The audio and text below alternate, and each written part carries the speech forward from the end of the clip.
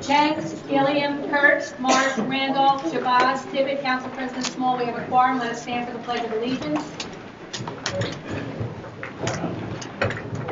I pledge allegiance to the flag of the United States of America and to the republic for which it stands, one nation, under God, indivisible, with liberty and justice for all. We'll now have invocation by Reverend Dr. Larry Dixon, presiding elder of Atlantic City Episcopal AME Church. Let us pray.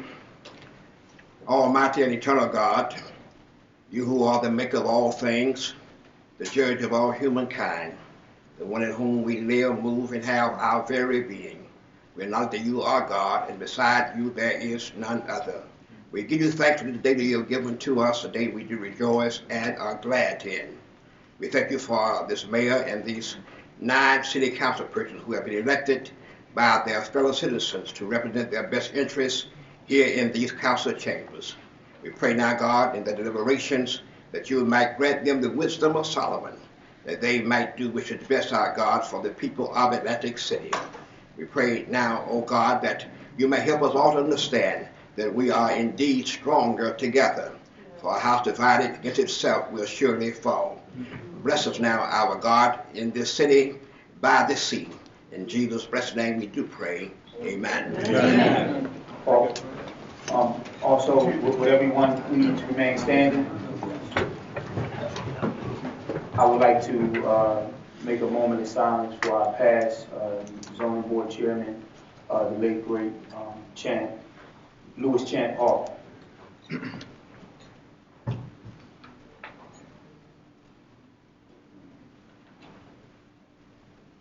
Okay. And just a couple of housekeeping items from my colleagues, the administration, and the public. Under administration and governmental affairs, we're pulling all of the union contracts.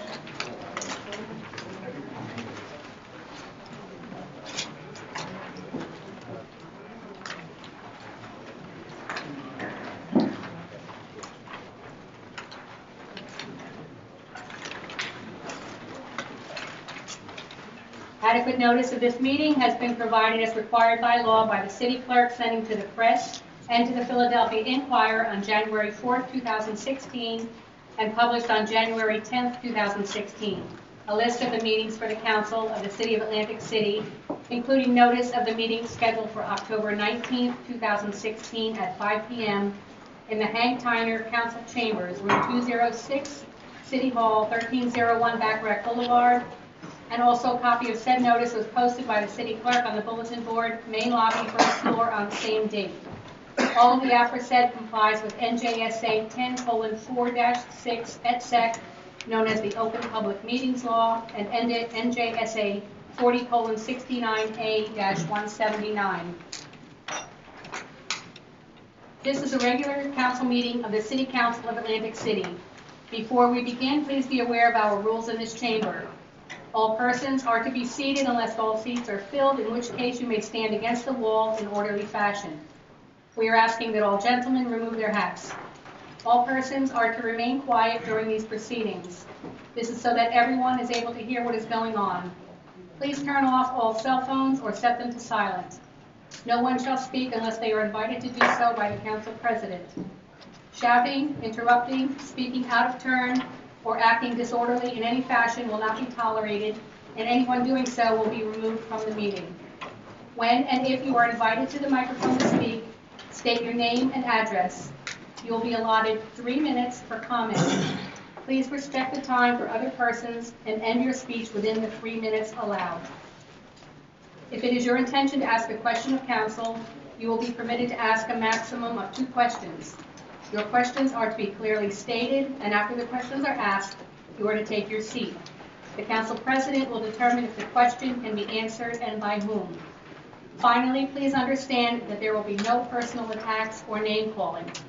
If you do so, your time will immediately be cut short and you may be asked to leave. We have reports and recommendations from the mayor.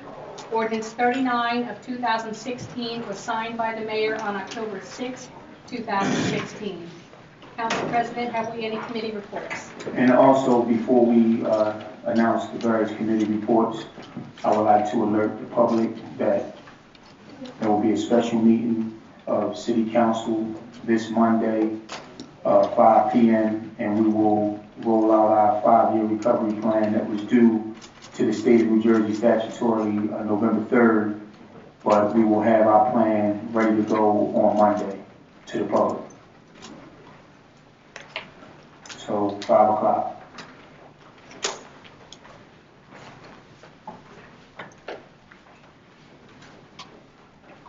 No reports? Any committee reports? Mr. Chairman, the Planning and Development Committee met at their regularly scheduled meeting, and the result is Resolution 606 to 649, and I would ask my colleagues to consider them.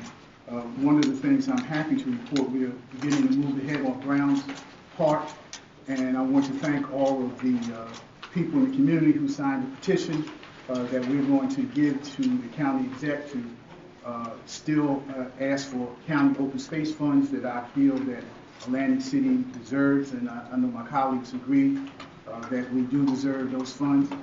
But suffice it to say that we are moving ahead with the project. We're going to have a working group on Browns Park comprised of various agencies and community groups who have an interest in the development of Browns Park, and we'll be making reports about that. Our optimistic goal is that Memorial Day 2017, the park will be finished, and we will have the Memorial Day service, if the weather permits, in the new Browns Park, the newly rehabbed Browns Park. And that concludes my report. Mr. President, Public Works met October the 12th, and there's a resolution on tonight for a fast high water suspension unit, which is a water pump.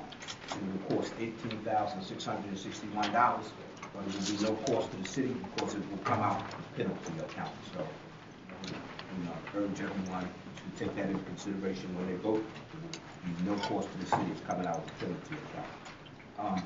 We talked about Arctic Avenue and Crystal's, and I'll talk to at the end of the meeting. We're having problems with manhole covers that don't belong to the city, but what the city does, we secure them for safety reasons, so we don't rely on them, and so we're trying to catch on to the participants that those manhole covers belong to.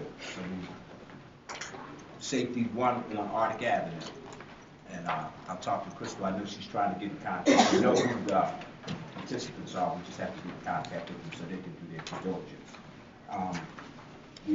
We didn't have it on tonight, but the boilers are in need of repair. So they definitely, that's mandated by the state, so should be on the next council meeting. She has to get in contact with Tozer and Train. So that's my report, and thank you very much. Mr. President, I met with Building Tucker on Friday, and it was in reference to her department. As I was meeting with her, she had 3 people in her department, and one was packing from Florida while we were conversating. It is imperative that I talk to the business administrator as well as whoever else I have to talk to get her help. With almost 162 people, possibly going out or more on Thursday, the workload is unbelievable on a department that only has 2 people. So something has to be done, and it has to be done sooner than later. And our meeting was very brief because she couldn't talk to me for a while because she had a staff member trying to go with employee and benefits to leave.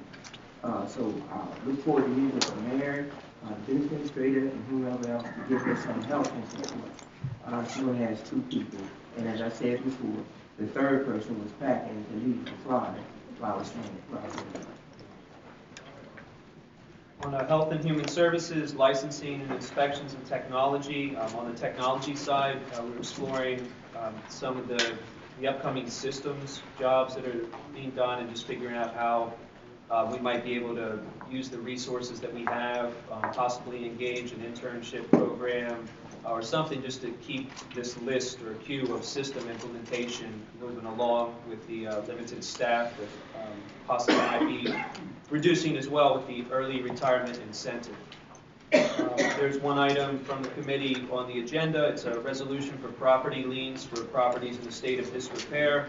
And it's a list of places that, after being cited, the city still needed to get engaged to cut and clean or board those properties where we're assessing the fee lenient against the property, and it still is not paid by the time the next quarterly tax bill comes out. It'll be moved on to the quarterly tax bill.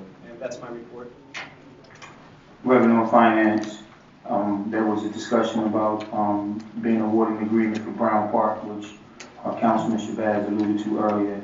In addition, the Bakerfield MUA ordinance is on first reading. There's a 10th budget, and also the city moved forward with a savings of over $250,000 by outsourcing our payroll, and that's my report. Move agenda. Communications and petitions have been listed on the agenda but will not be read into the record. Council President, we are now up to public comment on good and welfare. First is Marcia Genova.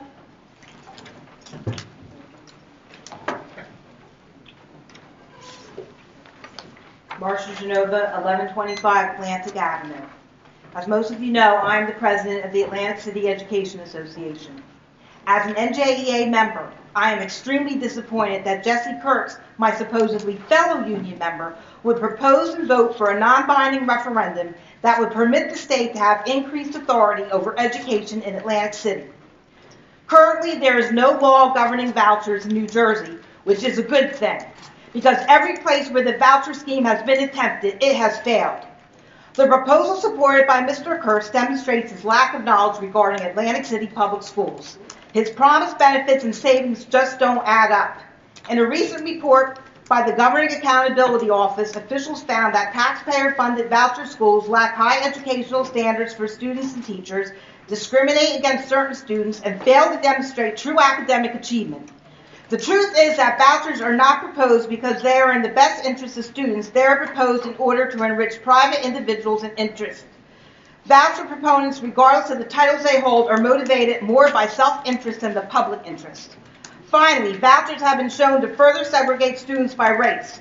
We have residents of Atlantic City who still remember what it took to desegregate city schools. It is an insult to them to propose a scheme that would take us in the wrong direction.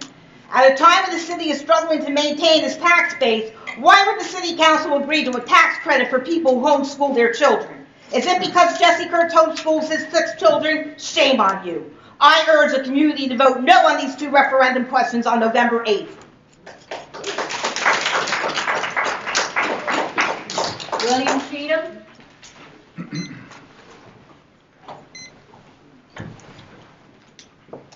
And Mr. Cheatham, for the record, there's no need to sign twice. You got your 3 minutes back. Okay. Good evening, ladies, gentlemen, council members, mayor. Now, I don't attend these meetings too often because my heart won't take it. But some of the things that's on this agenda today is very important. I hope we have a decent vote on these first readings. I don't want to stay long enough to hear what the vote is. But what I want to say here affects everybody. The citizens that are standing behind me, you all need to realize that this is your town. Every one of you. This is your town.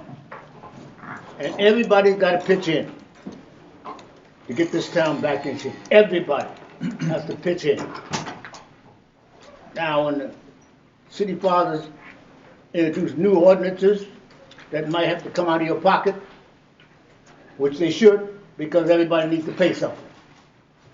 Everything can't stay the same as it was all the time before. Just can't. We're trying to move forward, ladies and gentlemen, and you might have to pay a little bit more on certain things. Now stop thinking everything's going to stay the same, because it's not. I don't care how much you holler, scream, and protest, or whatever you want to do. It's not going to stay the same.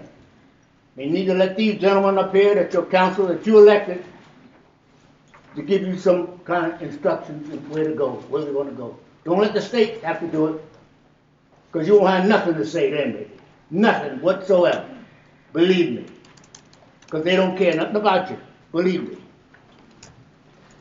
So let's pay attention. Pay more attention to what's going on all around you, your county. Other counties are working together because they know that North Jersey don't give a darn about South Jersey at all. You know, we don't work together at other counties. Work with what's going on in your own county. Pay attention to what's going on, ladies and gentlemen. Pay attention. You read the papers, because I do, and some of the things I read in the paper, you guys need to be involved with and find out about it, because there's jobs there. There's a future here in this city and in this county. Stop sitting on your butt thinking everything's going to come to you, because it's not. I don't have to say anything more tonight, because it hurts my heart sometimes. Thank you, Mr. Chief. Imam Mohammed.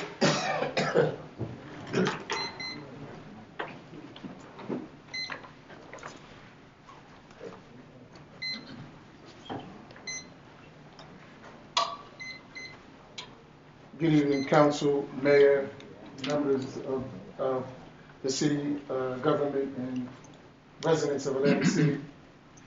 I just have one concern, and it is the ordinance 5A, which is attempting to 15A, excuse me, attempting to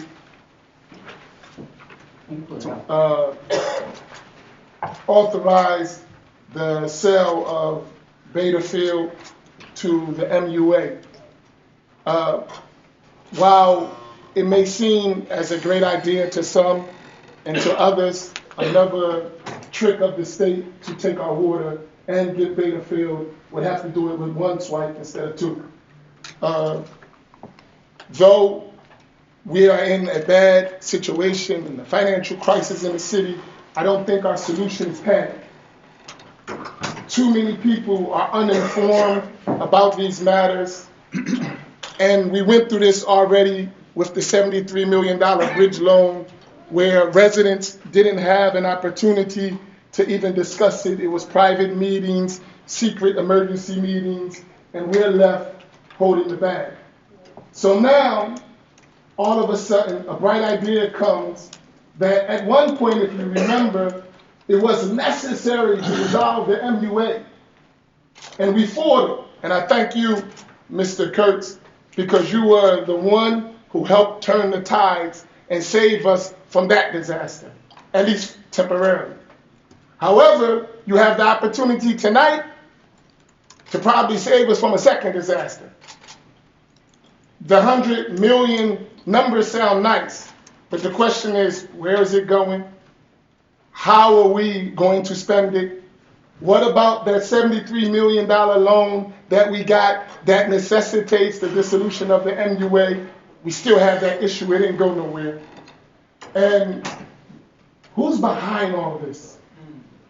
Who's really behind these big multi-million-dollar deals? It definitely ain't the residents, because as Mr. Cheatham just said, we got to pay a little more. Sorry, Mr. Cheatham, we can't afford to pay no more. We're paying too much. The state is stipulating that our taxes go up. If this is sold, the Beta Field is sold, and the MUA has to take a $110 million loan because they don't have $110 million. That's a loan. That's a bond. They're going to have to pay interest. That's going to cause the water to go up. And I'm telling you now, and I have a masjid right across from Beta Field. We can't afford no more water hikes. Our bills are too high as it is. So while it seems like a great idea, Mr. Shabazz, I think we need more information to the public. Thank you. Stephen Young.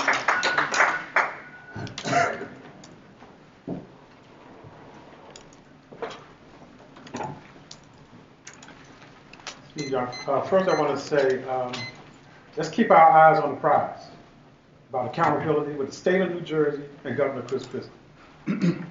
No attack on the council, no attack on the mayor, no attack on MUA, but accountability on everybody. That's what it's all about. I attended a meeting for MUA this morning. Several council people was there, Councilman Marty Smalls, Councilman Khalid Shabazz, along with several attorneys from the city of Atlantic City. And while they was going to executive session, we was on the outside waiting to come in to hear what's actually going on firsthand with our water in Atlantic City. And it's very strange, a few weeks before that, there was a whole press conference, a parading saying that this is a special thing we're going to ready to have. We're going to change Beta Field. The city's going to give it to the MUA for $110 million. And then there's another meeting to discuss it further, which the community don't know much about. We can talk about referendums, but where's the referendum when it comes to the state takeover or the loan agreements? Where's the referendums when it comes to talking about our water and different things? Where do the public get a chance to voice their opinion on what's going on in Atlantic City? And we talked about transparency. And transparency is something that we're not getting. And one thing about Beta Field, there were several questions that I asked the director, Bruce, that was there. And one question was, right now the water department, the water, has a rating of B, a B rating. And the city basically a C. If they acquire Beta Field, will that hurt their rating? And that's a good question. Because if their rating is hurting, if the city's rating is hurting already, and now the water's rating is hurting because they have Beta Field. Another question, will they be paying water, taxes on the land that's over Beta Field? Because if you give it to a developer, one thing about it, taxes kick in immediately. If you give it to another entity, a government entity, taxes don't usually come right away. So those are key issues that we never got an answer to. And then who did the feasibility analysis of knowing what's the infrastructure cost? The reason why most developers didn't develop the Beta Field, the infrastructure cost is close to $300 to $700 million. So who has that money? Do MUA have that more money? This is our money, whether it's MUA or the city of Atlantic City. It belongs to the taxpayers. We have a right to know, and it should be as transparent as possible. But the state should not be putting pressure on you about doing this and doing that, and they're saying you're going to whatever you do, we're going to take it anyway. Stand up and fight. We're bankrupt. What's going to happen with all the $110 million? Okay, so last point. The $110 million. What's going to happen to it if it's given to the city? Where would it be spent? Your time is up. Thank you. Can we get an answer? Thank you. Can I get an answer? Thank you, Mr. Young. I cannot get an answer. I said, your time is up. You asked the I question. mean, where would I get the answer to? Mr. Young, you know the rules. You know the drill. It's You've the been rule around. it's just a question asked, You've been around. so I won't get an answer. Mr. Young, you know the rules. Thank Thank you. you. Get an answer? Michael Vogler.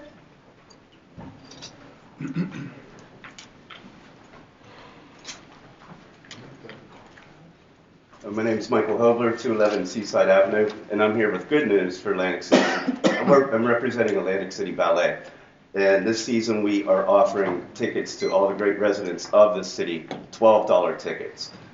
Brief history, they're usually $45. They can be, you can get the tickets through our office at Boardwalk Hall or through our website at acballet.org. Brief history, the company was formed here in Atlantic City in 1982, but was primarily a touring company until 2014, when the company moved into Boardwalk Hall with our offices and rehearsal studios. All of our shows this year will be in Caesar's Circus Maximus Theater.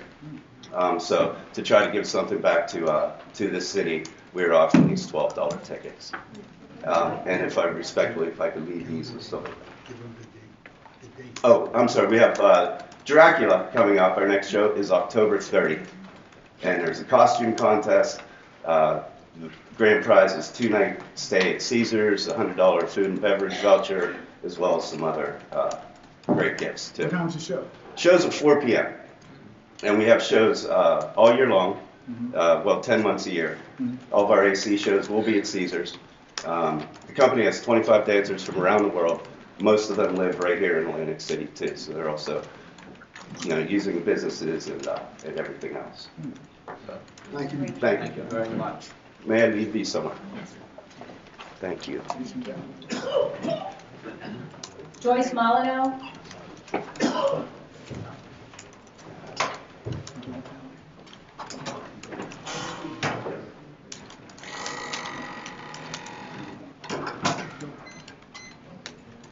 Good afternoon, Council President, council members, and Mayor. Good afternoon.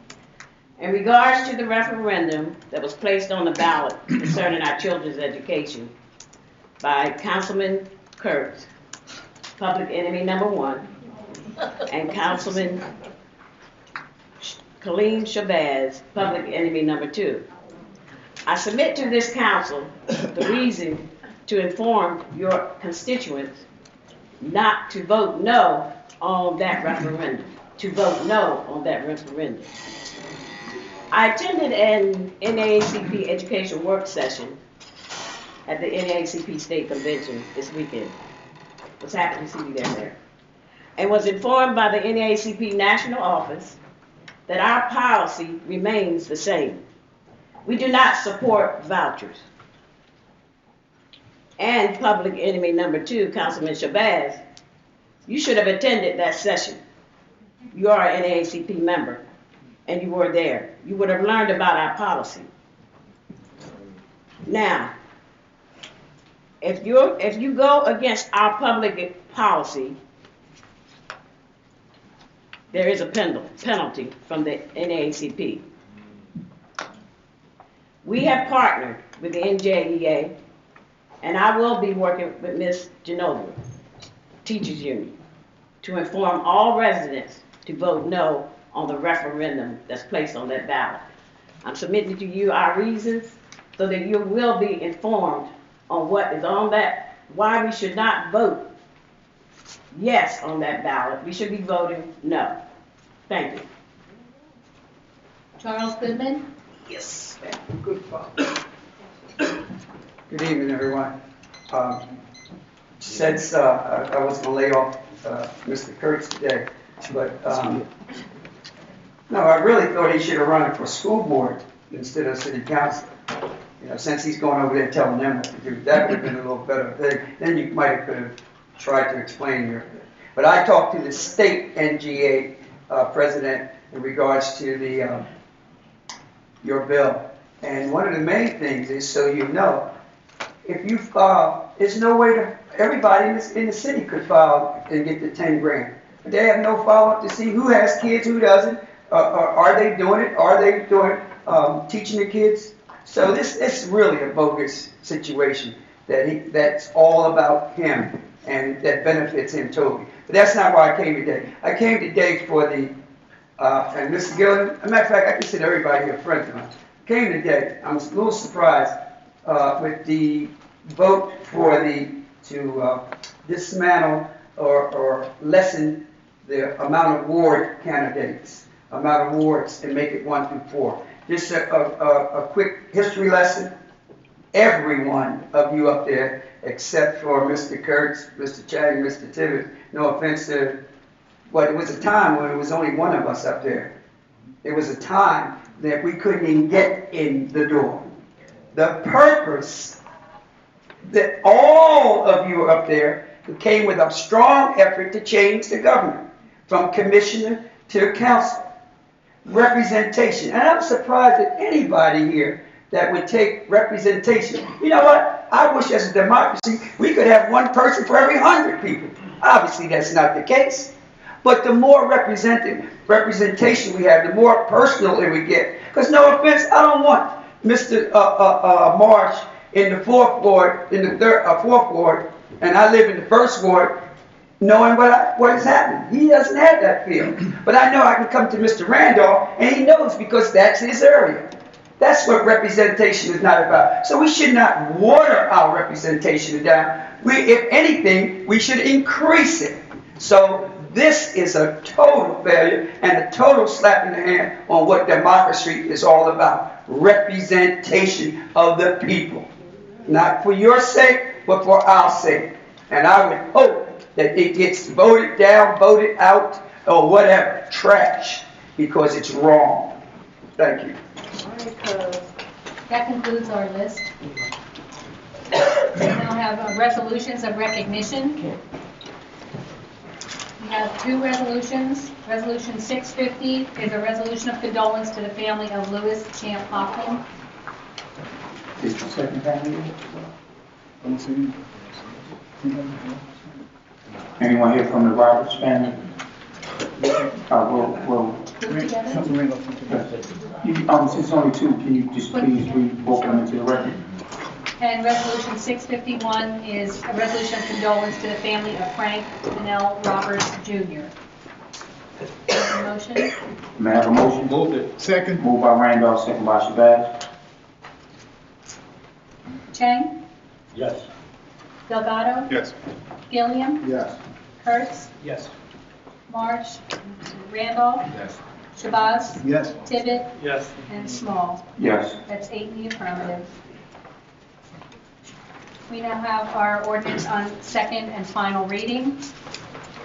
Ordinance 42 is an ordinance amending section 243-71, and this is parking, prohibit residential parking on the north side of Carson Avenue between New Jersey and the street M.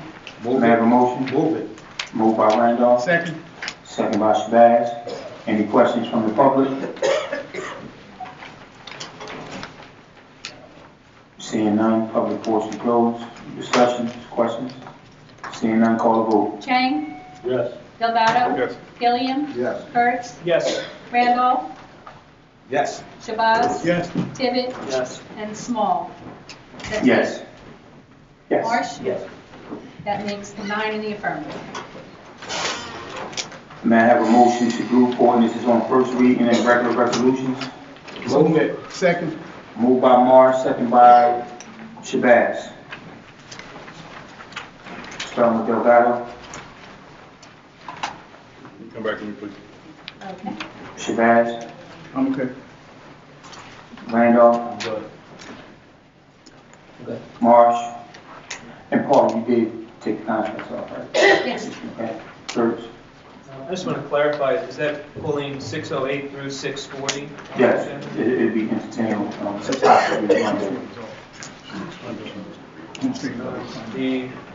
I'd like to co-sponsor ordinance 15B, and that's all. Chang. Tibbet. Ordinance 15A and resolution 644, please. To 644. 644, yes. To pull off Yes. 15A Out of the group. and 644? Yes, please.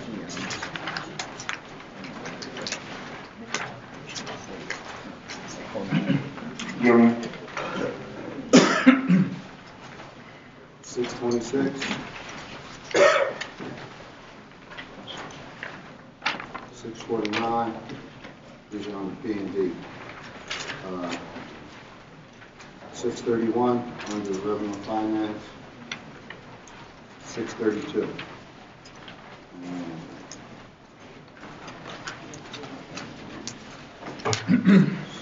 644.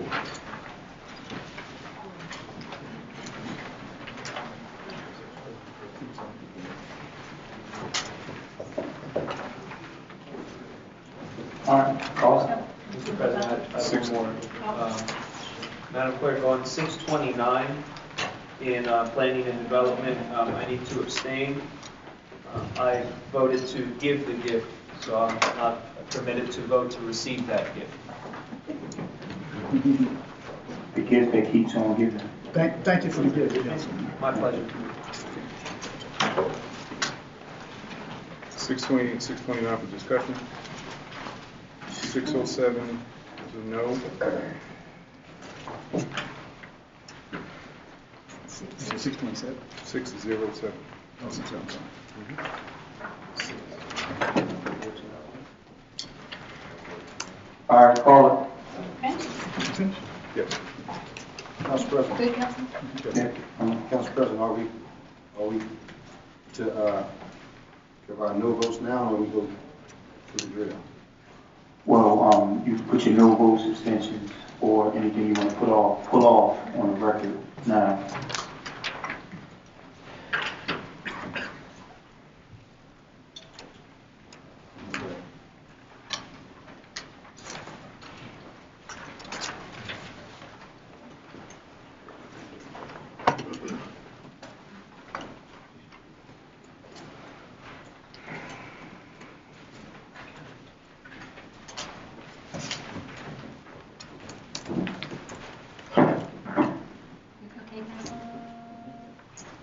Okay, we will be voting on ordinance 15B, 606, 626, oh, I'm sorry, 627, 628, no.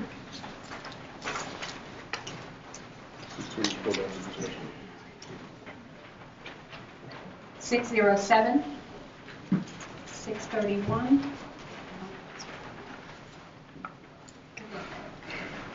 630, 641, 642, 646, 647, 648,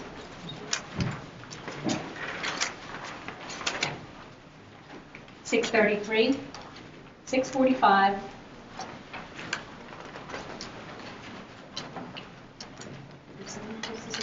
634, and 634.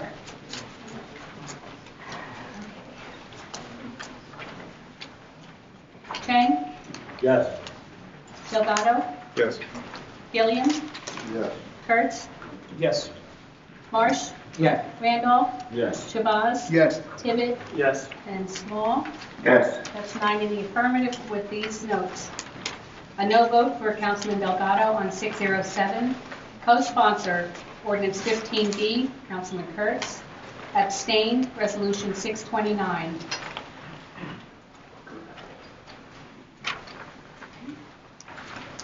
So the first document we will be considering is ordinance 15B. 15A. Forgive me. Mr. President, now I'd like to read a statement about 15A. Hang on the floor first. May I have a motion? I'm sorry, my fault. 15A was pulled by Councilman Tibbet for discussion as well. That's what we, Oh, okay. may I have a motion? Move it. Second. Moved by Randolph, second by Shabazz. Councilman Shabazz, you have the floor. Mr. President, Mr. Mayor, council colleagues, I would like to make some remarks for the record. I'm reading the statement concerning ordinance 15A, authorizing the private sale of block 794, lot 1, Beta Field, to the Atlantic City Municipal Utilities Authority for a purchase price of $110 million. This measure, as we on council know, is a critical and important part of the recovery plan to be presented to the state. The Atlantic City Recovery Plan that we were given 150 days to craft was charged to bring about the following results. Restructure the staggering debt the city is under. Develop a balanced budget for 5 years beginning in 2017. Present a 5-year plan to put Atlantic City on sound fiscal footing. Make reductions, cuts, and adjustments to reduce the cost of municipal government. Explore and implement cost efficiency to ensure that municipal government is operating at an optimal level for the benefit of taxpayers. To accomplish the above goals, the city has hired 3 firms to fashion a plan to be submitted satisfying requirements of the legislation. The 3 firms that we have engaged have decades of experience in working with municipalities to assist them in recovering from physical distress. Additionally, the firms have experience, credentials, and expertise in working with the relevant New Jersey agencies and departments related to the review and approval of the Atlantic City Recovery Plan. The plan to sell Beta Field to the MUA helps Atlantic City in several ways, to attain physical health and keep the promise to Atlantic City citizens to maintain public control of our municipal water. The Bond Council, in conjunction with the other firms, has developed, vetted, and presented a plan that keeps the MUA in public hands, that puts the city on sound financial footing regarding outstanding debt, and that helps to reduce our debt. Additionally, this plan, if the MUA sells Beta Field, the city gets 50% of the profits after the bonds are satisfied, and the city has the ability to buy back Beta Field if we become solvent like that after the payments of the bonds by the MUA. I would urge my colleagues to pass Ordinance 15A on first reading tonight and let our local citizens know that we hear their concerns, to let the state know that we have a realistic, workable plan, and to let the general public see the unity of the City Council and the administration to work for the recovery and uplift of Atlantic City. Thank you, Mr. President.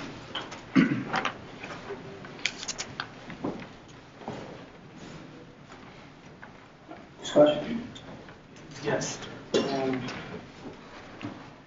I understand that members of City Council, the administration, to be specific, correct me if I'm wrong, Council President, yourself, Councilman Shabazz, Mayor Guardian, Freeholder Corsi, you had a meeting with Denny Levinson in the Atlantic County about possibly doing a deal with Atlantic County to run the water company, at which time the county had offered to run the water company for 5 years, reverting it back to the city after 5 years, of which we would have got over $100 million. The rates would have been set in stone by the county as well as City Council and the administration. Beta Field was not needed to be given to them, and you have a chance of paying those bonds back in 5 years of having it revert back to the city. If you couldn't do it in 5 years, you do an additional 5 and 10 years, and then the city has another chance to have it reverted back to the city after the bonds were paid. Most of us didn't know. I found out about a week ago about this meeting. And any other sales or partnerships, I believe should have all been put on the table. And we could discuss it, agree and disagree on stuff, but let's look at every deal.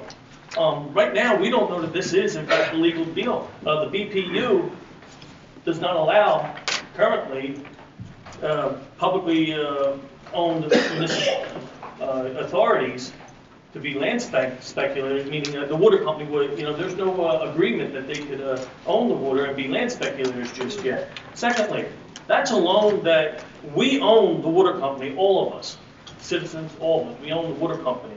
That's just a $100 million debt you're borrowing. I mean, it just, now your debt goes up from 500 million to 600 million. You're going to take that 100 million, you're going to pay Bravado off right away. I just don't know what the thought process is on this. The fact that, why didn't we bring this, I'm not advocating for the county at all, because by any means, I don't want to, but I still think, why isn't that brought up and discussed and every deal looked at on the table before a final decision is made on anything? Councilman Tippett, let me say something. Why? I expect everything to be said. But I have a real cautious feeling with a man who met with the county boss 5 times. Mayor? No, Mr. Levinson. Oh, okay. In Atlantic City, wherever else they met. I have a hard time believing, that's where we should go. However, I agree with you, whatever talks will help, whatever thing may be done, it's an avenue to see what we can get. But as far as that guy goes, it's not going to happen. And let me just say this, Councilman Tippett, points well taken, well respected. Those meetings took place. It was well documented through the press of Atlantic City, talk radio, and everything else. And if the meeting lasted a half an hour, that was, overestimated. But what I want to tell you, the discussion was, I don't know what you heard, but this is the truth. The discussions were that Jerry Del Rosso, who's the county administrator, was going to get with our business administrator, and they were interested, but they did not know the overall value of the MUA because they couldn't make a decision. That's where the conversation started. No terms were made, no promises were made because the rates are regulated by the BPU. Yes, city council and whomever can, put their structure in, but ultimately the final decision lays with them. So there was no terms discussed. They didn't even know for sure if they wanted to go through it. They just said they were interested. And I said, well, what about Beta Field? And it went right over the head. And that was the conversation, that was the meeting, and we heard nothing else about it. Of course, as we get close to, doing deals with other people, everybody's going to speculate what happened. But I want the public to know as well. You got to understand something. We said we wanted the MUA to remain in public hands. And if we approve this measure, it will remain in public hands. Some people don't like the public hands that it's potentially going to, but other people wanted to go to the public hands across the street. So what makes the left hand better than the right hand if we want to stay in public hands? So people need to realize that. Also, we know the citizens of Atlantic City, whether we did a deal with the county or not. If we did a deal, if the MUA went with a plan to privatize, it still was the same situation. The city would get a lump sum of money out of the deal, the MUA will work out something with a private contractor, and water rates will go up. Listen, no one's naive. The water rates are going to go up. The commercial rates, that's the goal, to put the burden on the commercial rates as far as the rates. But understand, we still have the lowest rates in Atlantic County by far.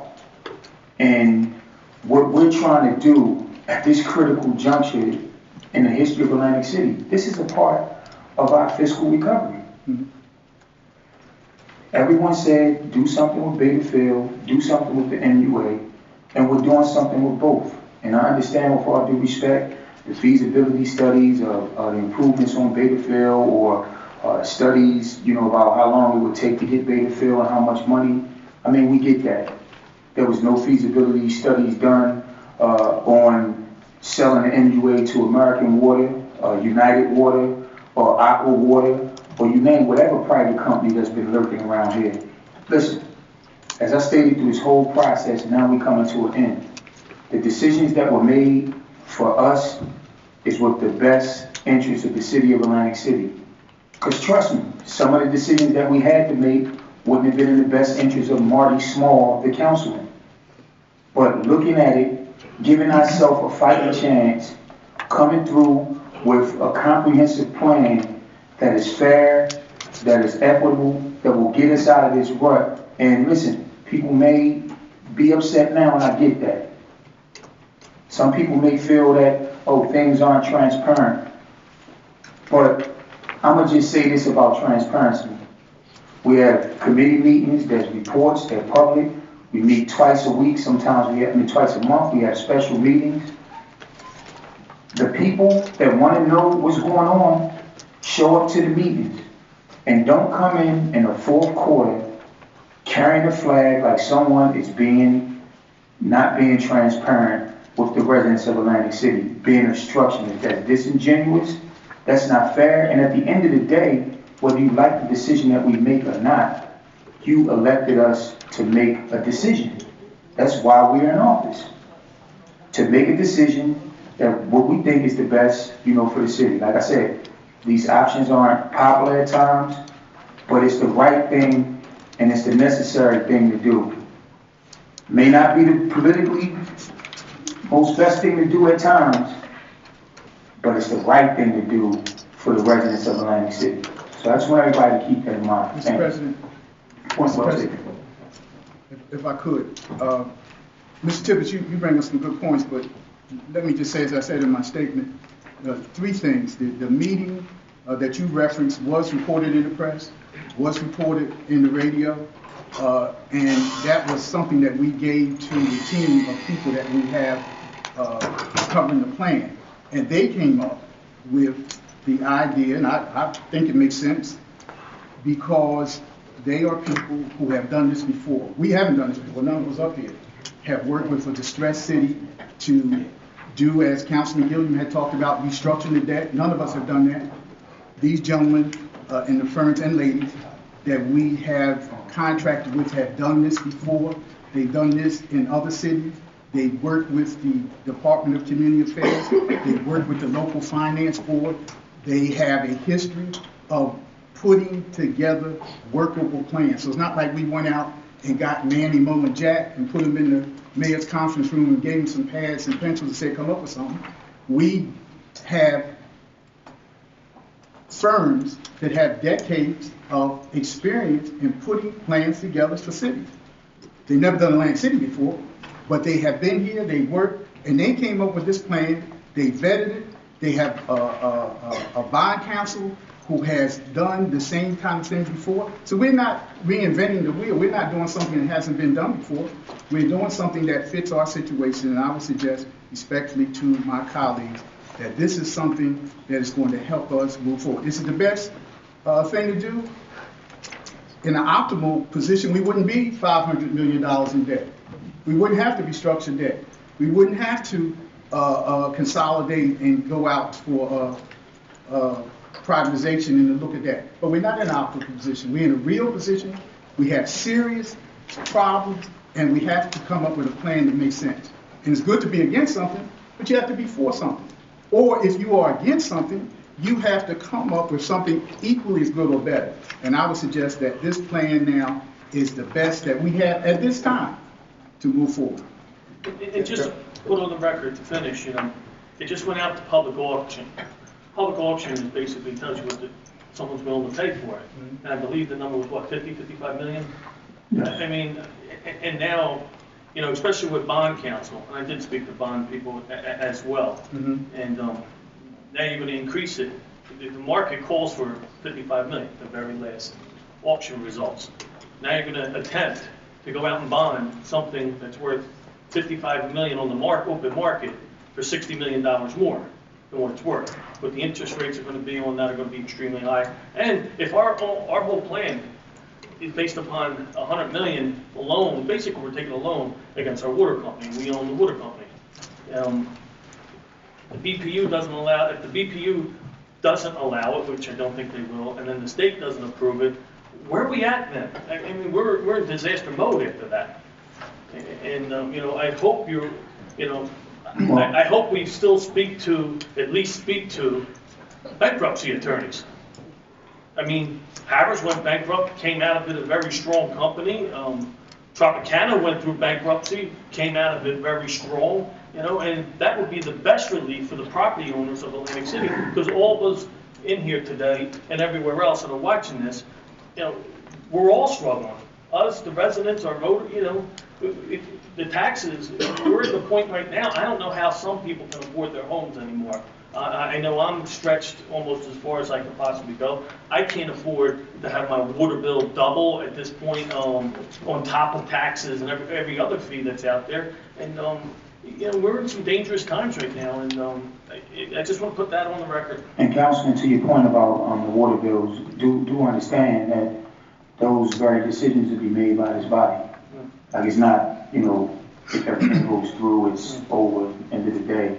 We'll come back, terms and conditions of the deal and everything will be revisited by this body, and it'll be in a very public, transparent meeting like this. Well, Mayor, since I'm fourth quarter late to come, I need to know that the starters are the public. They're the champions of the team, so if the public isn't being or getting the opportunity to speak, irregardless of if I make a meeting or not, the public is not privy to information that we have. They're not privy to understand these dynamics of these things. So again, when you basically go out asking to put taxpayers in another $100 million debt, right? You would think that you would go to the public and ask them how they felt about it. And we talk about this transparency. Our colleague, Mr. Kurtz, has implemented 2 or 3 different transparency laws. And the more transparency laws we seem to put on the books, the more non-transparent we are with what we do. But I just got one fundamental question, is that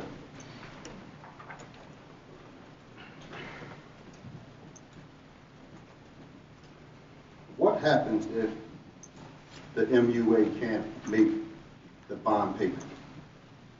Who owns it then? What happens if the principal and interest is somewhere around between 10 and 12 million? What happens when that gap is placed at the foot of taxpayers and homeowners? Then I hear the theme of the community and residents. Not one of us got here on our own merit. Not one of us. So where's the decency to actually just take the time out and give the public a clear understanding and opportunity to know what we're doing? I don't feel comfortable making these kinds of decisions simply because I don't basically work for myself. I work for the folks in the audience and taxpayers. If they're giving me questions like, what if this? What about that? If we haven't vetted those among ourselves and we're presenting this as if this is a SIL-type plan, we're actually putting ourselves in more danger than not. Are you speaking about the plan, or are you speaking about this deal? I'm speaking about this deal. Well, this has taken place in the same setting publicly no, it didn't. That it has during any time that we've been on city council. I mean, this is the process. There was no secret deals about this. As a matter of fact, let me just correct the point. When we had that initial press conference, I alerted people up to 32 hours in advance of what was going on, and then I hear through media reports that people were blindsided. No, not me. Again, No. I said people, but the public knew about the press conference. It was just a metaphor. It was advertised, and the public played the same process that they've always played. I'm trying to understand, like, what's different. Just like when we get in the weeds about the budget. We didn't introduce a budget last year, but there was no discussion on that. Now the city is in troubled waters. Now, we breaking budget laws. It's going to be a third-degree crime. So why wasn't it a crime last year when we didn't do it, but it's a crime this year? Like, let's not fool the people. Let's not pander to the people. Let's keep it with the facts and not all of a sudden saying the people, like we're doing something wrong intentionally on the people. What we're doing is we're trying to save the city of Atlantic City for the people, because as I stated multiple times, you'd rather deal with us, like us or not, than have Chris Christie and his administration or anyone else come in here and wreak havoc on the town. So, as I stated, these positions aren't popular. Some are not going to agree. But at the end of the day, this is giving us a chance to save ourselves. We all said when we stepped there, locked arms in January, that we're going to fight this takeover. I don't know what happened along the way, but now the game is nearing to an end, and Atlantic City is going to put their knee on the ground like the fourth quarter of the football game, and we're going to present our plan to the state, and the state is going to vote it up or vote it down. And at the end of the day, as a council person, as a taxpayer, and I'm sure everyone here that's been supporting this movement, whatever decision is made, we can live with, knowing that we gave our absolute best effort to get the job done on behalf of the taxpayers. It's not about transparency. Let's not play that game like we shielding something from the people, and the people all of a sudden don't have no say, or the people have, as I stated, it's meetings after meetings after meetings. We have a public forum, a public process, the same way that this government and this building has been running since the inception. And it hasn't changed. Some of the players may have changed, the leadership may have changed, but the game has not changed. Have we had a public meeting on the $73 million loan? Did we have a public meeting on... No, a council meeting is not a public hearing. It's a difference. It's a public meeting. Yeah, a public hearing. Have we had a public hearing on our budget? Have we had a public hearing on any of these massive economic deals that we basically put forth? But then still, the target is on council people. Again, the public owns these entities. So therefore, you should have the decency to give the public an open opportunity and ear to hear what your plan is besides fourth quarter, rush it through, and let's get to the end zone if we can. And trust me, I want to get to the end zone. I want to win. But I don't think that actually borrowing from ourselves, adding another deficit to our budget does not help that. But when you speak about fourth quarter, first quarter, whatever, first of all, when I'm saying about transparency, you keep saying about the public is not being informed late, or council people being informed late. Every council person up here got calls. It's undisputed. Got calls about meeting with the various professionals with the plan, not other council members, not the administration, professionals that are going to chart us on this course. Some showed up, some chose not to. And that's your prerogative. But at the end of the day, don't come out to the public crying wolf saying that no one is being transparent when that's not the case.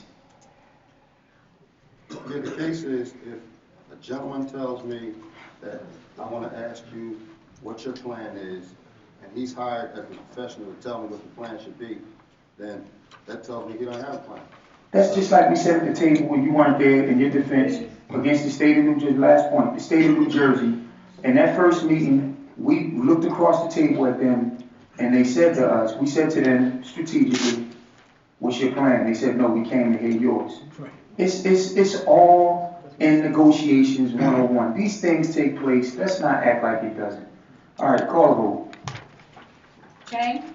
No. Delgado? No. Gilliam? No. Kurtz? Yes. Marsh? Yes. Randolph? Yes. Shabazz? Yes. Tibbet? No. And Small. Yes. 5 in the affirmative, 4 in the negative. Ordinance passes. We have resolution 626, and this is an award of contract for professional engineering services to Aris Engineering for $100,000. May I have a motion? Move it. Second. Moved by Randolph, second by Shabazz. Yeah, I told this. I wanted to know what are we retaining this particular group for? On what project?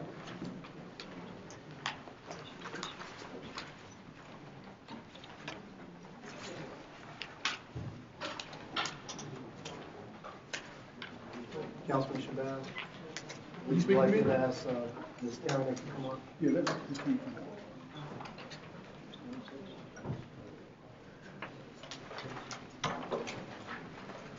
Page 26.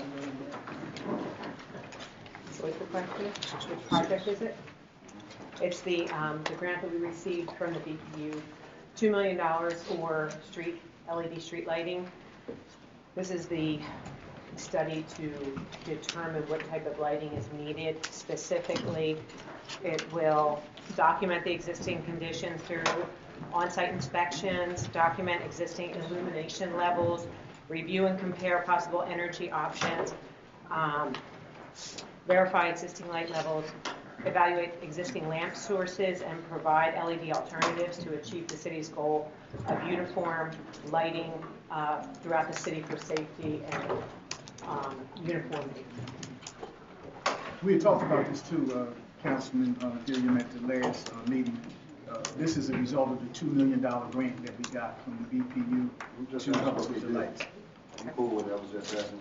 No problem. Project. Yes, sir.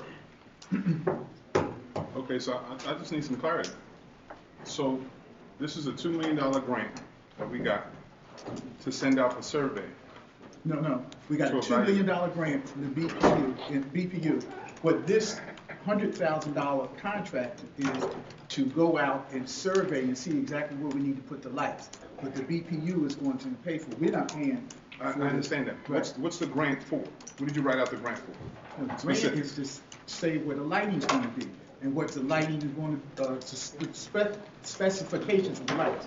That's what's going to do. That's what's going to do. And install With all due the respect, if I need to determine this way if that's the case, because I was asking her. I'm sorry. I apologize. Okay, so, but I appreciate the fact you're informed. Yeah. But, I want to show you how smart I am. yeah, no question. My question always revolves around the surveys. We do a lot of contracts with a lot of firms to survey and evaluate things that we already know logically. Dark spots need light. Bam.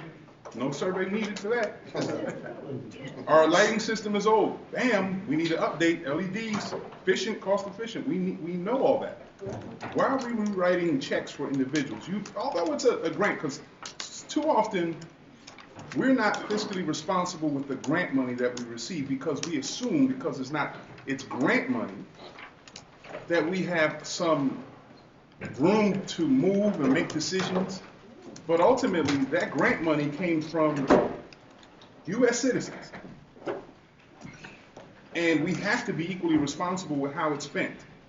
But too often, because that's the preview we like to put on, well, it's grant money, it's grant money. No.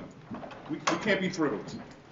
So I'm always questioning the fact that why do we always have surveys? We have about 55 different evaluations, I swear. A major portion, and I could be hyperinflating this concept, but I can probably remember maybe about 15 to 20% of our annual budget has to do with paying someone else's for their opinion. There's a real reason behind it. Do you have a specific question? A specific question? Yeah, did you want me to come back up? Tell him, Director. Third party everything. What the grant is, what the survey is going to do. That's what he wants You were to know. looking at me. Right. So they're actually not that simple. There's foot candles, there's spread, there's a lot of factors around each light pole, like trees, for example. We've tried to do it ourselves. We've tried to have Atlantic City Electric do it because they're actually they have to install the lights because they own the lights. So we tried to get them to do it and not charge us because they're going to be, getting the contract to do it. And we just have failed time and time again to try and assess exactly what's needed. I think if we don't do this, we are going to waste the $2 million and not use it effectively. So this is to really plan out exactly what's needed on every light post in the entire city to get uniformity. It sounds like a simple thing, but I know. It's please forgive me. I'm sorry. complicated. Go ahead. Yeah. I don't like interrupting, but in this process, we understand it's complicated because when you're dealing with electricity and dealing with planning, it has to be effective. You got to be efficient and effective. But if I'm not mistaken, we've done that survey. We've done that before because our engineers, right, exactly. Where is this? There's a study our engineering office. When our engineers were there, we had different types of surveys done because one had to do with redoing Pacific Avenue.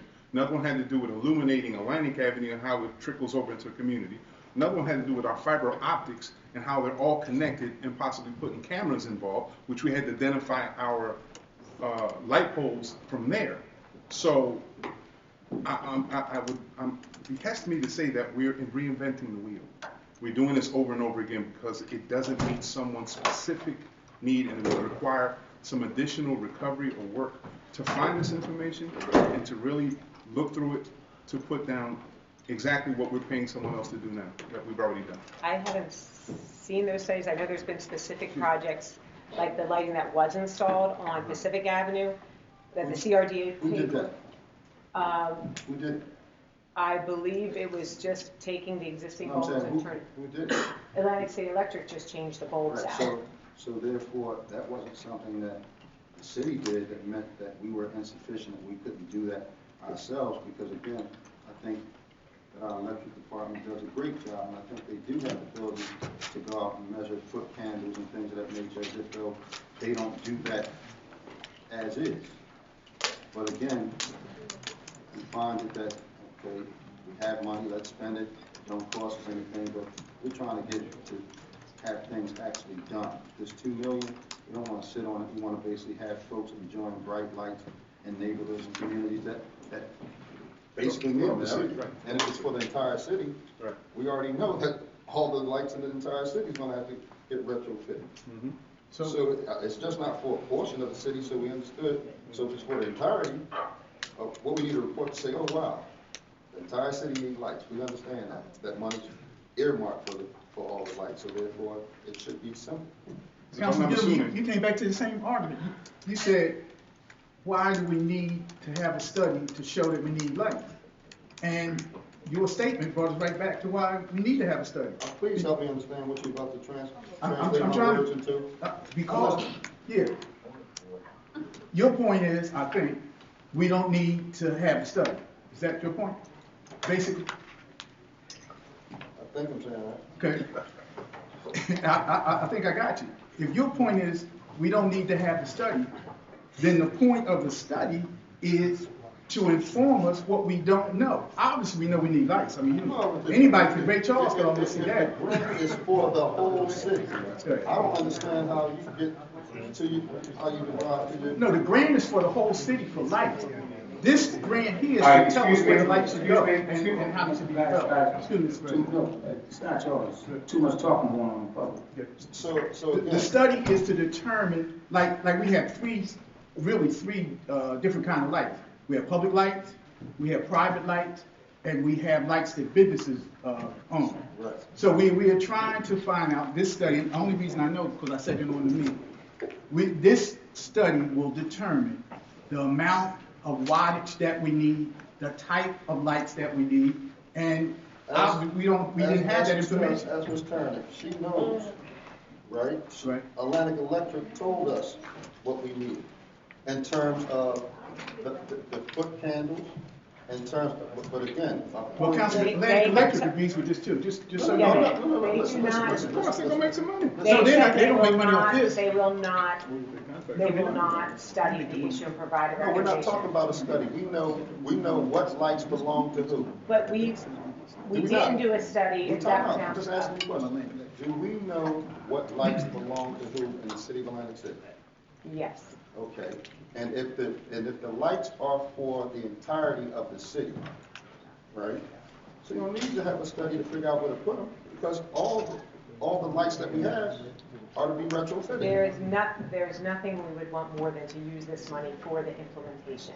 But based on the experience in the Florida Avenue area where Atlantic City Electric, right, Atlantic City Electric just went in and changed the bulbs, and it's really not comprehensive equal lights. I still get a lot of complaints from the public about that area not being bright enough. So if we did exactly the same thing, didn't do a study, had Atlantic City Electric change the bulbs, let me finish. This is all Atlantic City Electric asked us to do was that they can only change the bulbs. That's all they can do. So, Excuse yes. me. Yes. Last I thought I was a pretty much grown man. Let you finish. I'm going to sit down now. You're the person of us asking you something. Council President, this last closing statement, that's all. This will probably go forward, I'm pretty certain, because we want to make sure that the city is well lit. Right. That's without question. But I want to encourage our planning and development department to go further, utilize the triad and all those folks that you got in the office to see if you can review and you can find all these surveys that have already been done. Right. Because I'm pretty certain with all those surveys that have been done, we could have saved time, we could have definitely saved money, and we could have had an end result that was called upon by our public, by our residents a long time ago. So this is just an encouragement, shout out, and I appreciate you doing that if you possibly can, because if the taxpayer paid that money, they deserve to get what they paid for, a long time ago. Call the roll. Chang? Yes. Delgado? Yes. Gilliam? No. Kurtz? Yes. Marsh? Yes. Randolph? Yes. Shabazz? Yes. Tibbet? Yes. And Small. Yes. 8 in the affirmative, 1 in the negative. We have Resolution 628. This is an agreement with the Atlantic City Development Corporation to accept charitable donation and furtherance of the Browns Park Rehabilitation Project. May I have a motion? Second. Who made a motion? I move. Brown Park. Moved by Shabazz. Okay. Second by Randolph. Yes, sir. Thank you, Mr. President. Hey, I'll pose the question. deal with him for me, please. Deal with him? Yeah, please. I don't know what that means. I'll leave that alone. I requested this one for discussion. This is another charitable contribution, right? In my scope and review, this charitable contribution and an additional charitable contribution, it's increasing our budget number. If this is a contribution, my understanding is that it would decrease our budget number. So please let me understand, are we working, which way are we working with as far as this is concerned? That's one, the impact of this on the budget. Secondly, AC DevCo has money like this to lend us. This is a grant. everything's grant. It's a charitable contribution. This Right. is how it was set up. Right. It was worded charitable contribution. Right. And if it's charitable contribution through a nonprofit organization, there is a lack of paper trail behind it. There's a lack, and there's a protective measure behind it to suggest where that money was pulled from, or where it came from. Councilman, So I could be mistaken. Councilman Shabazz, I am so happy that you are fully aware and fully encouraged. Please let me know. I'm sorry, I Just a apologize. second. A second. Okay. Please accept my apology. Yes, yes. So, I respect, understood. But I'm questioning these contributions. It's well needed. We should have, that money was already accounted for, already discussed. I don't know how many times we've had this debate back and forth about having Browns Park completed, and not just piecemeal and portion. The entire park should have been completed a long time ago. And I'm really disheartened that the funds weren't utilized when they were available. But we're at this point right now where it seems like we're begging and pleading, and fine, we understand that there's some individuals and sugar daddies that's willing to come in to assist us in this whole concept. But I'm always going to take some precaution with this contribution. If it's contributing to our budget, my question is, why haven't these entities contributed to other facets of our budget before, if they're so concerned? We had different parts where our departments have had to be shredded to the point where they're basically null and void, some of them. And our manpower is shredded. And I don't know if it was a command from the state that says you got to shred what was the term? Get rid of staffing. That's what I heard in the discussion lately, which really got me upset. But get rid of staffing. So with that being said, why AC DevCo, how AC DevCo, and where did AC DevCo get it from? I'm going to answer your first question, the impact on the budget. The donation or grant adds to both sides of your budget, your revenue coming in, and it adds as an appropriation. So it's not a liability. You're going to pay the bill. So just like the SAFER grant that you get $10 million a year, or the $20 million SAFER grant, that's a revenue source in the year that you receive it, and it's also an appropriation, and it increases both sides. That's the impact on the budget. Correct? I'm sorry? If your appropriation was already corrected at that equal level, correct? Well, the appropriation's created is being created at the same time that we're accepting the revenue. Okay, it's not to pay for a debt already, correct? No. Okay, so it's not a debt. It's not a debt, no. So it's still an asset. The grant, until it's spent, is a receivable because they'll be reimbursing us what we pay. Okay. So it'll be an asset. Okay, that's clarity. As far as your other questions as to the donations, someone else would have to answer that, but I don't have an answer for it. Call the vote. Chang? Yes. Delgado? Pass. Gilliam? Yes. Kurtz? Yes. Marsh? Yes. Randolph? Yes. Shabazz? Yes. Tibbet? Yes. Delgado? No. And Small. Yes. 8 in the affirmative, 1 in the negative.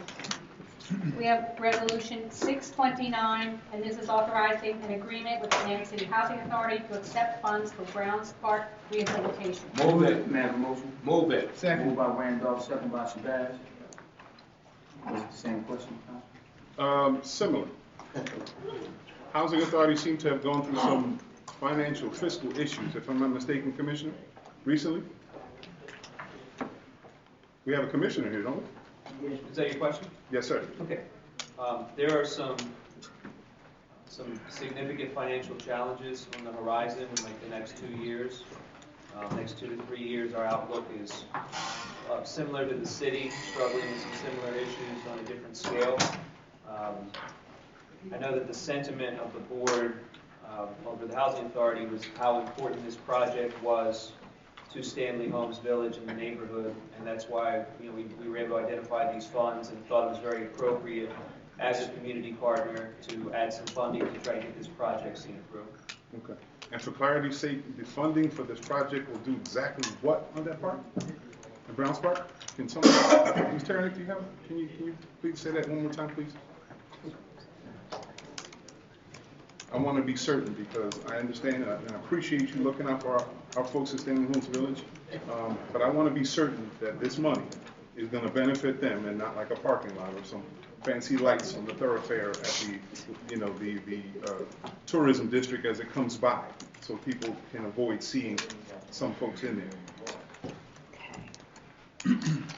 So it includes demolition and removal of saw cutting, street pavement.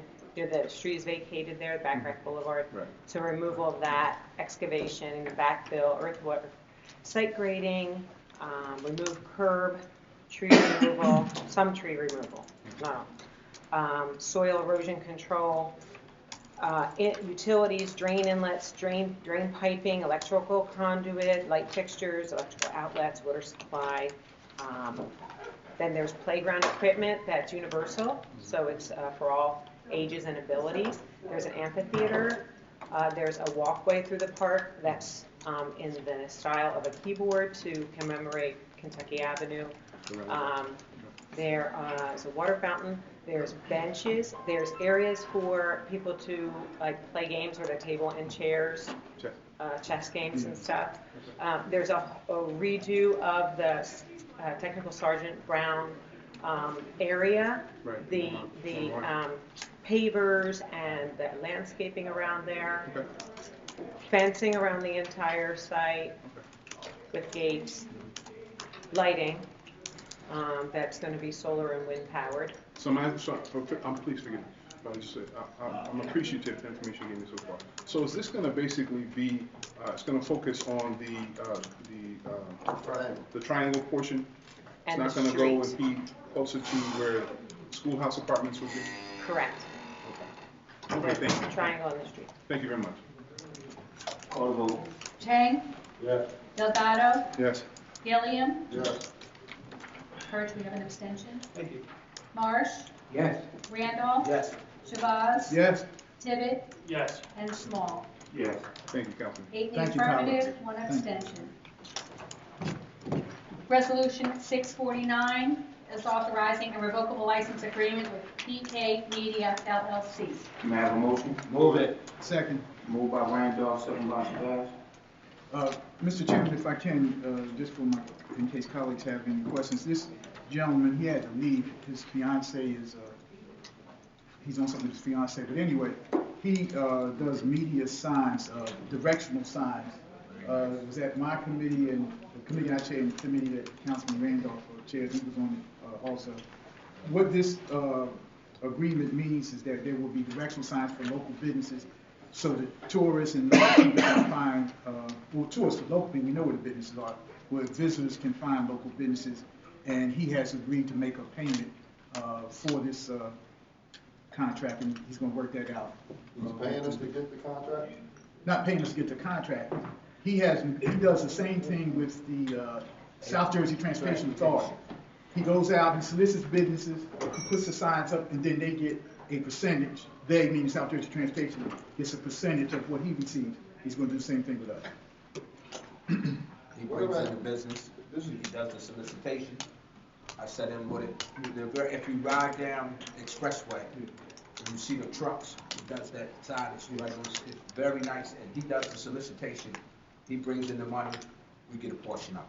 So it costs us absolutely nothing. Is this going to be the physical signs? Yeah, actual signs. Yes. Yeah, actual signs. I think he did. He's his Golden Corral, Yeah, you go right. see that. Right. He's done the Atlantic City, South Jersey Transportation. You've seen these signs, they're really, really nice. You've seen them all over. They're all on the expressway. I don't know how he does it, but he does a great job of soliciting. Whatever happened to that wayfinding project that they spent all that money for? The city never. I don't know anything about that. Anyone know? The wayfinding, they spent maybe $8 million. That was before my time, Council. Nah, you remember? CRDA had it designed, but never put it out to bid because they didn't have the money to put it out to bid. But the specs are done. So it never found his way. Y'all killing me. The studiers got paid.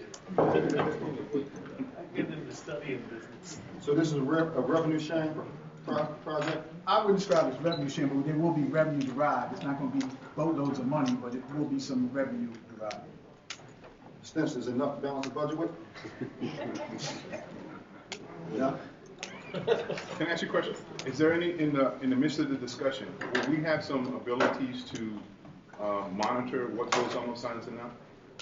I mean, if he's gonna have anything morally offensive, yes, but what he does, his history is he does existing businesses. Like, the councilman said, he had Golden Corral, I just can't think of the other ones, but businesses he gets, and he solicits and he has signs. I think one he's gonna try to get is PF Chang, so he's not gonna have dancing girls and stuff like that, no, we're not gonna do that. Okay, because I'm just No, considering I hear you, no. advertising space, and we've No. seen advertising space for use for the wildest things and from That's not other gonna happen, politically Councilman. motivated things. So I No. just want to make certain that we don't just Not gonna happen, Council. pollute our air with some more nonsense. Yes, sir. Call the roll. Chang, Yes. Delgado, Yes. Gilliam, Yes. Kurtz, Yes. Marsh, Yes. Randolph, Yes. Shabazz, Yes. Tibbet, Yes. and Small. That's 9 in the affirmative. Thank you.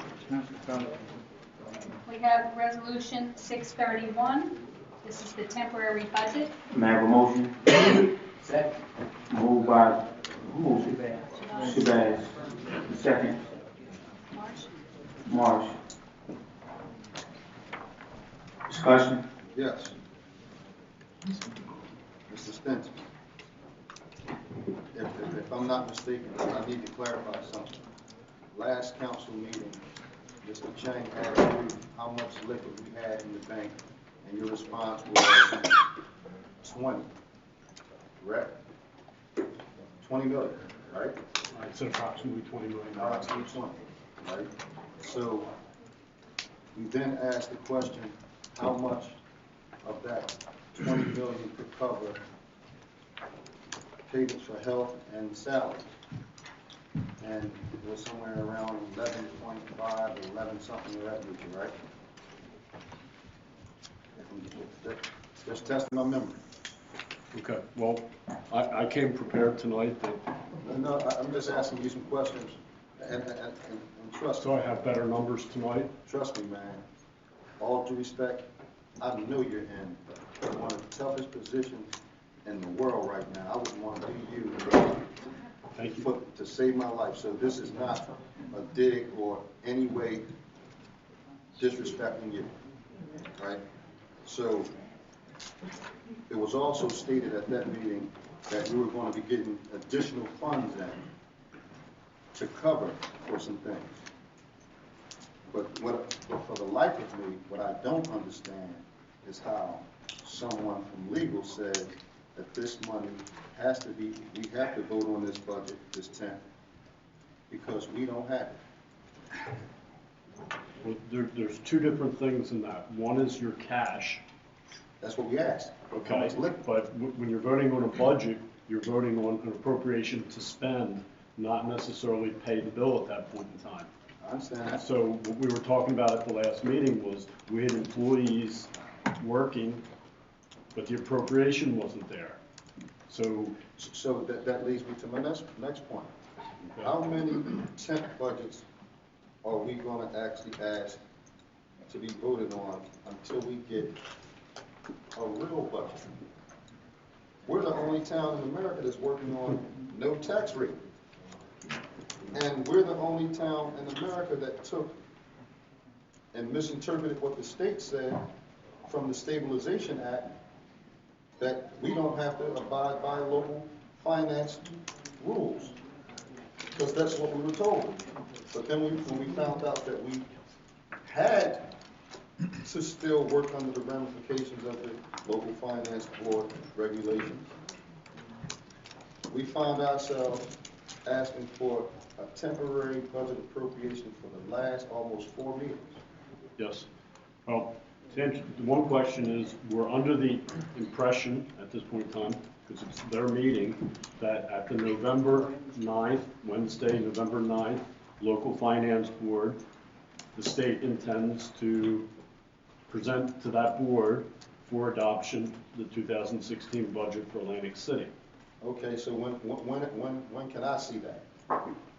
When can I get a peek? The most recent version Uh-huh. you have in your email from when it was forwarded to the state. But that's one that the state rejected. I'm talking about. Well, it's not a matter of rejection. There's been no action. I would characterize it as no action rather than rejection. From our standpoint, no action from us or no action from the state? No action from us. Well, No action from us. I think that's a legal question. No, it's not a legal question because it's public information, because when we get a letter from the DCA stating that they had concerns with the budget, and we went in hibernation for almost 2 months without giving them any type of recognition that they had issues with certain line items or what have you in our budget. I just find it very confusing, forget about the council person, but as a taxpayer, I don't know what my tax rate is going to be. And people supposed to know what their tax rates are going to be. No matter how painful it is, we still must give the folks a clear view of what their finances look like. Understand that. Unfortunately, the tax rate cannot be determined until the budget is adopted, and we do not adopt the budget. No, we can't. That's a key point. We can't adopt the budget. Why can't we? Because we did not respond to the things. I mean, I'll defer to the legal for the actual definition. Local finance board adopts the budget. I want to briefly stick to the theme that we're the only, city in America that doesn't, work on a temporary budget. I want to stick to that theme. We're the only city in New Jersey that have not got transitional aid from the state. Right. Make that point. Yes, we have. Well, No, we haven't. No. Is that a blanket statement? We never got. This year, we have not got our that's transitional aid. Okay, that's very We're the only city in America, the state, and municipalities in New Jersey that have not got our transitional. I wonder why. Because you have not presented a budget. Because if you read the criteria, if you read the criteria for transitional aid, it states one or two things. Either you have money that's equal or greater to the levy that you had last year, or you must increase taxes. And state aid is not something that you just get, it's a last resort. I think we need a fact check on that. We got $106 million last year in various forms of aid to have our taxpayers get a 0% increase on that on a year. Well, no matter how you skin it, deferment, paying down the road, it was a 0% tax increase. As far as the transitional aid is right, we don't have our transitional aid number. We all know that Christie back in July pulled all transitional aid, but mysteriously, everyone has gotten 85% or better of their transitional aid requests. Let me just share this. As far as the one of the conditions of the loan agreement, it said that we had to introduce our budget by August 15th. We had a council meeting August 17th, which we adopted the budget and sent to the state of New Jersey the very next day. It was because of my phone call to Tim Cunningham saying I didn't want to inconvenience my colleagues by calling a special meeting when we have a meeting in 2 days to address the budget. The state granted that request, so therefore allowed us to introduce the budget on August 17th. So that's where we are. That was a draft, if I was mistaken. No, it was introduction. So let me ask this question. When and how does a municipality move to say they have a plan without a budget? Well, I can speak to this. No, I can get an answer from the numbers guy, because I respect his financial wisdom more than I do yours. So help me. Well, I would agree that it's very, very difficult, but this hasn't been in a vacuum this whole year. I mean, the beginning of the year, we had Ernst & Young on site. We were working with them. We have constant dialogue from the finance end with DCA on where we are with the budget. There's all kinds of communications going back and forth of where we're at. So I understand you're repeating a lot of what was in the letter last week. And Is it I would have to accurate? respectfully say there were some inaccuracies in that letter, and I will leave it at that. And one thing that will leave you alone, my friend. Did the city respond to the state when the state implemented that they had some fundamental issues with what we sent them? We certainly had discussions. There was no written communication, but with DCA staff, myself, and my staff, there were discussions and continual discussions each week, almost each day. You So know, I would this say, world yes. we live, if it's not in black and white, it didn't happen. You know that. Well, no, that's not the case. You have to work with people, and not everything can be put down in writing. Email And at my trails. level, I have verbal communications. Oh, we all do, between us. but when it stands for something, it has to be in black and white normally. Can I pose a question? You just mentioned a minute ago, Mr. Stinson, that Ernst & Young worked with us? They were in this building, so I would say they worked with us. Yes. You are very kind in saying that. Okay. But if they worked within our building, gathered information for themselves, and reported it to the state and denied us a copy, I would not say that's working with us. I understand your sentiment. Even when we've made requests to do it on multiple occasions from a large firm, we were denied. So if you still believe they're working with you, I'm concerned on how you look on how the others are working. I have to still deal with DCA and their staff, Oh, so I have to. Yes, yeah. I have to characterize things the way I right, need to do. Be kind. I understand, because they're so sensitive over there. But again, it's one of those type of questions, because one of the things, and I'll say this for the record, I was kind of disheartened because our last discussion that we had, last meeting, I was in mixed emotions about the decision that I had to be made to make. Because I'm responsible not only to the residents, but also the employees that depend on what little they can earn here in the city, including insurance. And the solicitor said to me, and I asked him, will they not get paid if this doesn't go through? And I took it upon that because you made a statement to say that. But what was it, a day or two after that? It was a launch to say that there was a buyout. There was monies set aside for a buyout on pensions, people to leave early.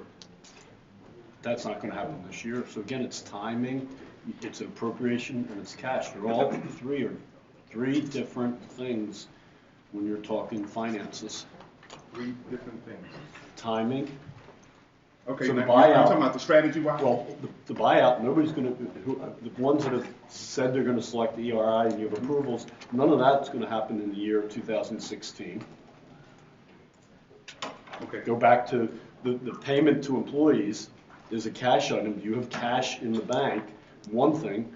Second is you have to have an appropriation. You have to have the appropriation there in order to charge against it. And so because that fourth quarter payroll wasn't out there, there was no appropriation. Okay. So you never get to the cash point. You can't spend against something that's not there. Well, I understand appropriation has to be made, but I'm starting to think that there's an overwhelming appropriation that's created this $500 million debt. And it's constantly adding appropriation upon appropriation based on our relationships and what discussions we've had and how we've gotten screwed down the line. I think this is a really bad relationship we've had as far as the state's concerned. And I respect the position that you have to take as well as some members of the administration, that they have to walk gingerly when dealing with such a sensitive group of individuals at the state. But again, ultimately, our residents, the taxpayers, they keep asking questions, and they deserve every answer as clear as possible. We have to stop making assumptions. We have to using verbiage that may not necessarily make sense. We have to stop dancing and bouncing around, and we stop having to be so pompous in our responses sometimes when dealing with our residents. Because this is, I don't know if any municipality has ever faced the challenges we've had. And I respect the mayor and the statement he's made about this will be such a travesty, and this is I can't actually paraphrase what he said, but I understand what he says, that the potential tax increase would be so tragic upon our residents. It's disgusting how it goes. So I applaud that because I agree. I also support that whole concept. But in earnest, I must also say that I don't think they give a damn. You mean Trenton? Trenton and everyone else who's intertwined in the business dealings that Trenton has facilitated through AC Devco and all these other development deals that are going on. So I'm really disheartened to it. I'm really disheartened. Mr. President, I'd like to make a comment. For the good part of this year, the state had represented to the city, and the city had represented to the council, us acting on behalf of the people, two main things that really got changed up in that letter. And the first one is that we didn't need to put forward the budget for the budget law. This is the state representing this.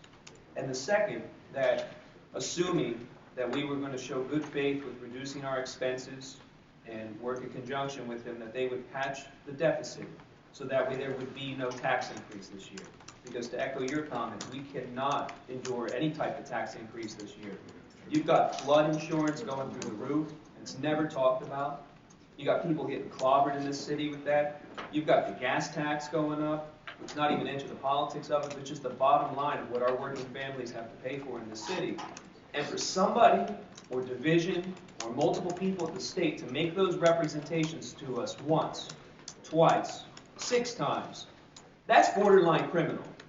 For them to make those representations, to put us in a position where you run out the clock, to draw on your football metaphor from earlier, and you end up in a situation where even if you want to make the cuts, for every dollar that you're cutting appropriation-wise, bottom line, it's 25 cents because you're in the 4th quarter. And so I don't know what type of recourse we have to a county prosecutor, to whatever, but there's whoever made those representations to us here, there needs to be some type of accountability for them at the state level. Well, Mr. Kurtz, I hear you clearly, and I agree on you with some of it. However, if the state had duped us forever, why would I listen to what the state tells me to do pertaining to my money? There's no way, there's never been a time where a state or municipality, a state could tell a municipality to go outside of the realm of local finance laws. We're still obligated to go and work under those ramifications. So again, for whatever the state told us, we're supposed to tell the state to pound sand like we're supposed to tell them to pound sand with most of the blatant, stupid ideas that they had us do. So again, I hear what you're saying, but again, when the state's talking to us, we should be doing the opposite, because they're the ones who's trying to dupe us into getting our city. But nevertheless, for some odd reason, the state's our savior because we have about half of our budget being state aid. I don't understand. Call the roll. Check. No. Chang. No. Delgado. No. Gilliam. No. Kurtz. Yes. Marsh. Yes. Randolph. Yes. Shabazz. Yes. Tibbet. No. And Small. Yes. 5 in the affirmative, 4 in the negative. We need 2/3 of a vote for it to pass, which we don't have. Resolution carries.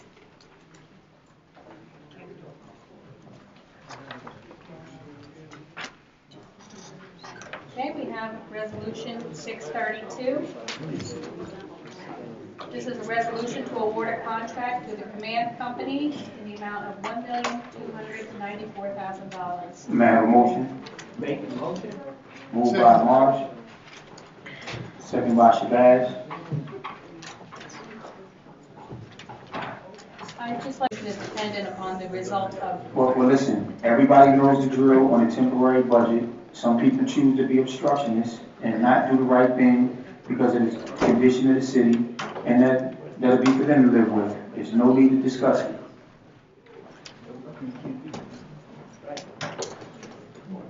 Well, I'm going to make a motion to rescind that motion. There's no need to entertain it if it's relying on that or anything else on the agenda. As I said before, Council President, I said before, what is the consequences of this defeated temporary contract? And I asked you this one last time, so I asked you Last time you prevented the lights from going off and the kids from going to the doctor and the parents and the seniors.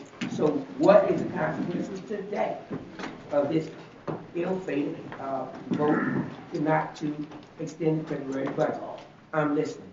We won't be able to fund the Browns Park issues. Speaking of the then I want everybody to hear clearly. We will not be able to fund the Brown Park programs, is that correct, Mike? Yes.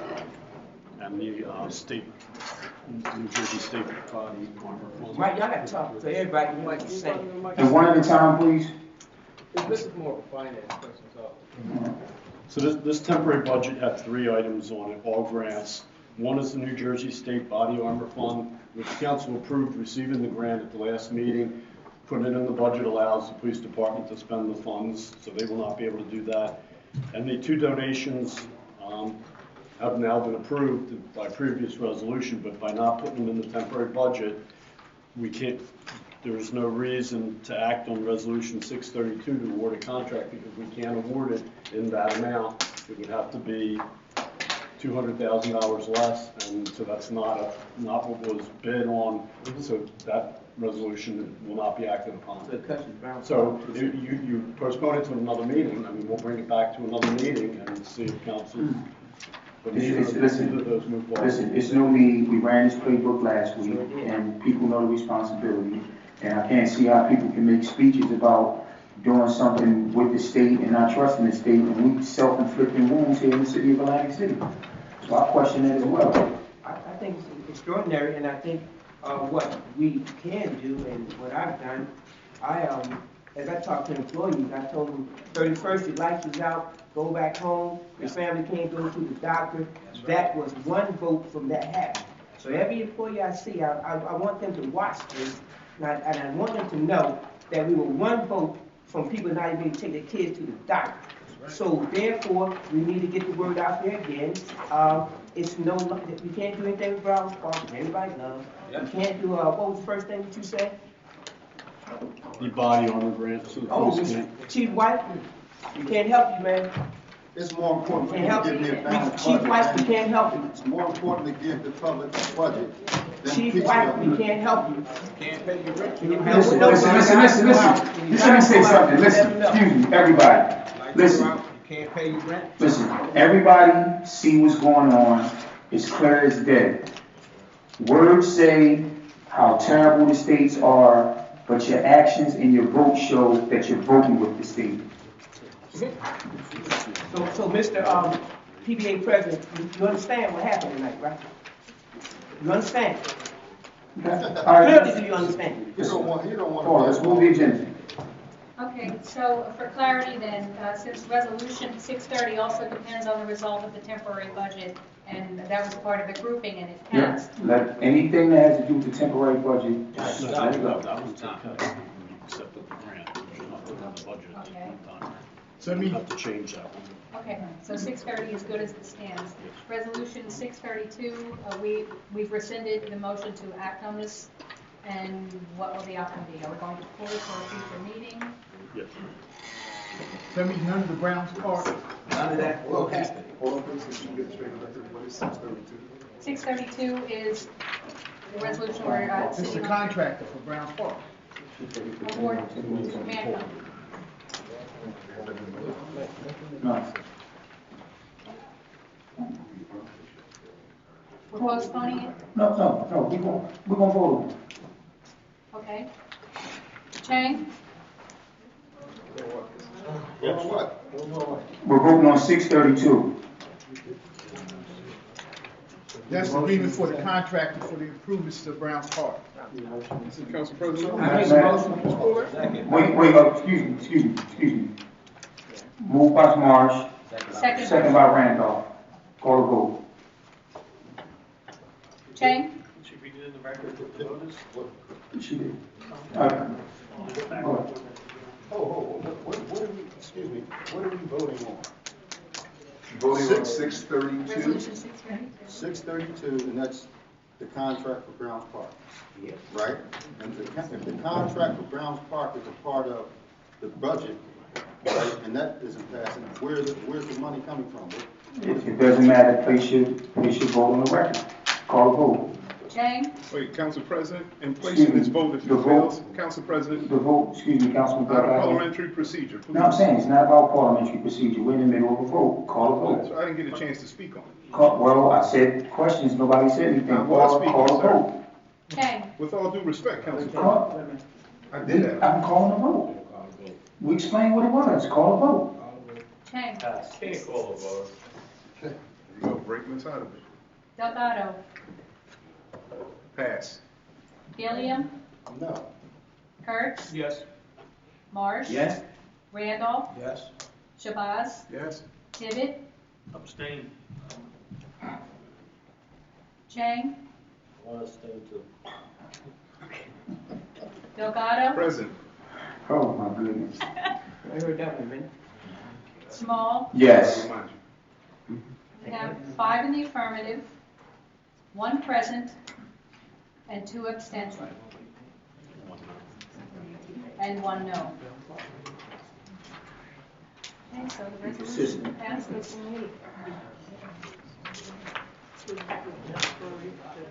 And now we have resolution 644. This authorizes submission of an application to the local finance board in connection with the proposed sale of block 794 known as Bakerfield. May I have a motion? Move it. Second. Moved by Randolph, second by Marsh. You can call a vote. Call a vote. I was gonna do it anyway. Chang? 644. 644. Tough no, Timmy. Tell me how to vote. Please, that's Jesse. You all look. Jimmy Jesse. Jimmy's richer than all of us up here. There's no ownership with Jimmy. Millionaire sitting here. Got the wrong guy. Go ahead. You own your boy. Got it. Chang, No. Delgado? No. Gilliam? No. Kurtz? Yes. Marsh? Yes. Randolph? Yes. Shabazz? Yes. Tibbet? No. And Small. Yes. 5 in the affirmative, 4 in the negative. Motion to adjourn? Move it. Oh, and before we go, for transparency purposes, everyone in the public, tell a friend, bring a friend, spread the word as much as you can. For transparency purposes, 5 o'clock Monday is the public rollout for our recovery plan. Again, 5 o'clock Monday is the public rollout for our recovery plan. Thank you. Yeah.